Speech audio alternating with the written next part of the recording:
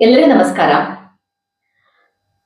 ಯಾವುದೇ ಸಾಧನೆಗಳ ಬಗ್ಗೆ ಹೇಳಲು ಸಾಧ್ಯವಾಗದಂತಹ ಪಿನರಾಯಿ ವಿಜಯನ ಸರ್ಕಾರ ಇವಾಗ ಭಾರತಾಂಬೆಯ ಮೇಲೆ ಬೇಟೆಯಾಡ್ತಾ ಇದ್ದಾರೆ.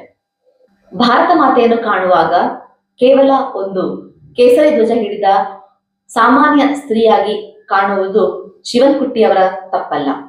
ಶಿವನ್ಕುಟ್ಟಿಯವರ ಮನೋಭಾವ ಅಂತದ್ದು, ಅವರ ಮೆಂಟಾಲಿಟಿಲಿರುವಂತಹ ಫಾರಿನ್ ಐಡಿಯಾಲಜಿ, ಅದೇ ರೀತಿ ಸ್ತ್ರೀ ವಿರುದ್ಧ ಅವರ ಮನೋಭಾವ.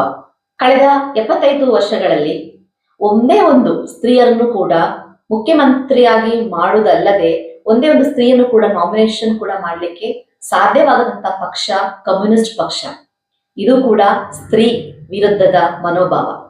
ಯಾವುದೋ ಒಂದು ದೇಶದ ಕ್ರಾಂತಿಕಾರಿಯಾಗಿರುವ ಚೆಗುವೆರನ್ನು ಪೂಜಿಸುವಂತಹ ಕಮ್ಯುನಿಸ್ಟ್ನವರಿಗೆ ಕೋಟಿಗಟ್ಟಲೆ ಜನರು ಪೂಜಿಸುವಂತಹ ಭಾರತ ಮಾತೆಯನ್ನು ಸ್ವೀಕಾರ ಮಾಡಲು ಸಾಧ್ಯವಿಲ್ಲ.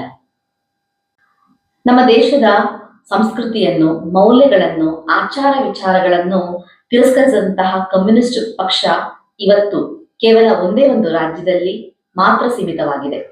ಇದೇ ನಿಲುವು ಮುಂದುವರಿದರೆ ಮುಂದೊಂದು ದಿವಸ ಕೇರಳದಿಂದ ಕೂಡ ಕಮ್ಯುನಿಸ್ಟ್ ಪಕ್ಷ ಕಣ್ಮರೆ ಆಗುವುದಂತೂ ಖಚಿತ ಅಂತ ಈ ಒಂದು ಸಂದರ್ಭದಲ್ಲಿ ಹೇಳಲಿಕ್ಕೆ ನಾನು ಇಷ್ಟಪಡ್ತೇನೆ.